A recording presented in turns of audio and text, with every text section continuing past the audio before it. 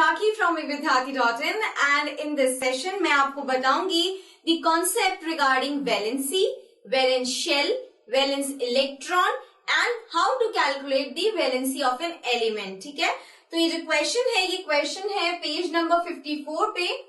Question number 7 है, chapter 4 है structure of atom, class 9th NCERT text. तो देखते हैं क्वेश्चन क्या है एक्चुअली। इस क्वेश्चन के अंदर हमें वैलेंसी बतानी है सिलिकॉन एंड ऑक्सीजन की। डिफाइन वैलेंसी, हमें वैलेंसी को डिफाइन करना है by taking examples of silicon and oxygen. ठीक है, तो इस वाले वीडियो के अंदर we will be learning how to calculate valency, what are valence shell and what are valence electron. तो सबसे पहले मैं आपको बताती हूँ कि वैलेंसी क्या होती है। देखिए, the atom of different element combines with atom of other element because they have the ability to do so, and this ability is called the combining capacity and valency of the element। Hindi में अगर मैं आपको बताना चाहूँ तो क्या मतलब है इसका, एक एलिमेंट का एक एटम कंबाइन करता है दूसरे एलिमेंट के एक एटम से, और वो क्यों कंबाइन कर रहे हैं, क्योंकि उन दोनों में एबिलिटी है कंबाइन करने की, और इसी एबिलिटी को हम कहते हैं कंबाइनिंग कैपेसिटी या फिर कहिए वैलेंसी ऑफ द एलिमेंट। ये बात कही मैंने वैलेंसी के लिए। अब बात करती हूँ मैं वैलेंस शेल की। कुछ वीडियोस पहले मैंने आपको आउटर मोस्ट शेल के बारे में बताया था, है ना। बोहर ने हमें एक एटॉमिक मॉडल दिया था, एक एटम का मॉडल दिया था, जिसमें ये था कि न्यूक्लियस सेंटर में है और उसके बाद हमारे ऑर्बिट्स हैं। उन ऑर्बिट्स को या शेल्स को हम किससे डिनोट करते हैं, लेटर से डिनोट करते हैं, KLMN शेल्स। ये बात आपको क्लियर हो गई है। बात करती हूँ मैं वैलेंस शेल की। तो देखिए, द आउटर मोस्ट शेल, जो सबसे बाहरी शेल होगी, आउटर मोस्ट शेल किसकी, एक एटम की। तो outer most shell of an atom, उस शेल को हम कहेंगे वैलेंस शेल, और उस शेल के अंदर जो इलेक्ट्रॉन्स प्रेजेंट होंगे उन इलेक्ट्रॉन्स को हम कहेंगे वैलेंस इलेक्ट्रॉन। देखिए यहाँ पर ये न्यूक्लियस है, ठीक है, ये K शेल, ये L शेल, ये M शेल, ये N शेल। एक तरह से अगर इस एटम के अंदर N शेल्स हैं, तो ये जो शेल है N शेल जो है, ये वाली जो N शेल है, ये कौन सी शेल हो गई, ये आउटर मोस्ट शेल हो गई है। ये कौन सी शेल हो गई, outer most shell of atom. ठीक है, इस outer most shell of atom को हम कहेंगे वैलेंस शेल। इसको हम क्या कहेंगे, वैलेंस शेल कहेंगे। और इस शेल में जो इलेक्ट्रॉन्स प्रेजेंट होंगे, सपोज इस शेल में ये इलेक्ट्रॉन्स प्रेजेंट हैं, तो इन इलेक्ट्रॉन्स को हम क्या कहेंगे, इन इलेक्ट्रॉन्स को हम कहेंगे वैलेंस इलेक्ट्रॉन्स। तो एक तरह से कहने का मतलब ये है कि the electrons present in the outermost shell of an atom is known as valence electron। ठीक है, ये बात क्लियर हो गई आपको। तो मैंने आपको बताया valency, valence shell and valence electron, ये मैं आपको बता चुकी हूँ। अब मैं आपको बताती हूँ कि हमें कैसे कैलकुलेट करना है वैलेंसी को।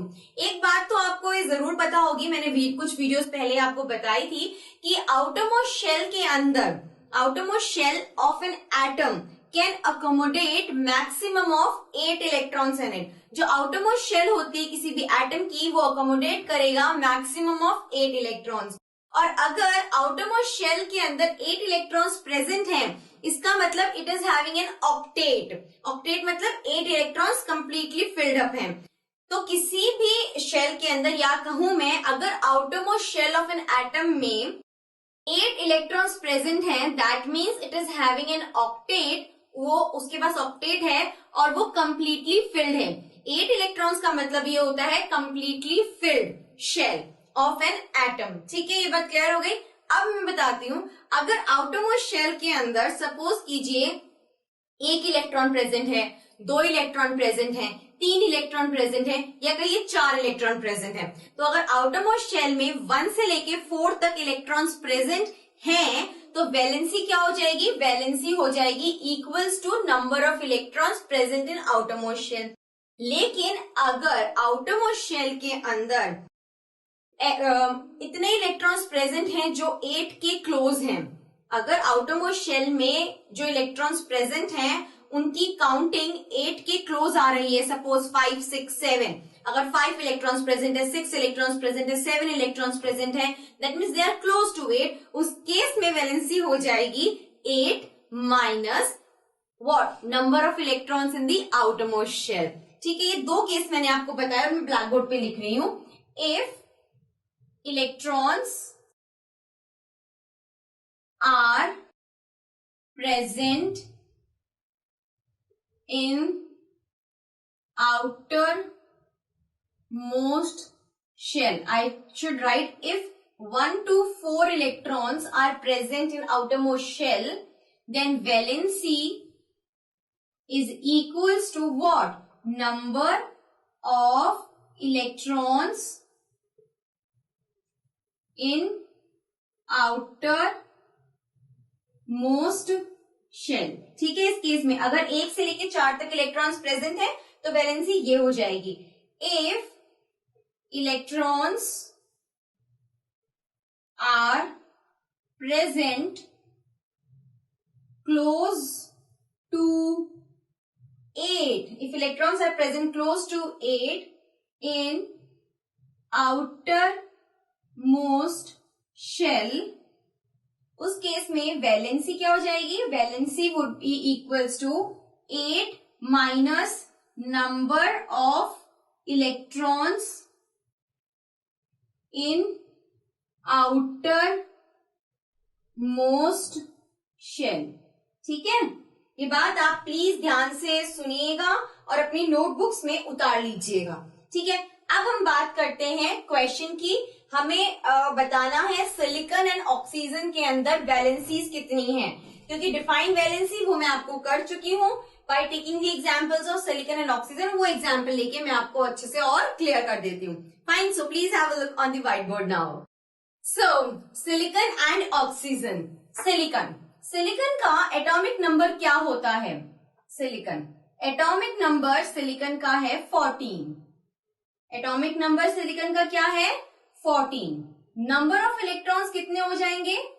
Number of electrons is equals to 14, क्योंकि atomic number is equals to number of protons and number of protons is equals to number of electrons, so it is 14। So number of electrons कितने हैं हमारे? 14 हैं। Number of electrons 14 कैसे हुए? Because number of protons is equal to atomic number. तो atomic number 14, number of protons 14, तो number of electrons भी 14 होगी। ठीक है, अब बात करते हैं इलेक्ट्रॉनिक डिस्ट्रीब्यूशन की। इलेक्ट्रॉनिक डिस्ट्रीब्यूशन, ठीक है, तो हम इलेक्ट्रॉनिक डिस्ट्रीब्यूशन मतलब इलेक्ट्रॉन का डिस्ट्रीब्यूशन कर रहे हैं शेल्स में, जैसे K shell, L shell, M shell and N shell. कितने इलेक्ट्रॉन्स है? 14। के जो शेल है वो मैक्सिमम कितने होल्ड कर सकता है? 2 इलेक्ट्रॉन्स। एल कितने होल्ड कर सकता है?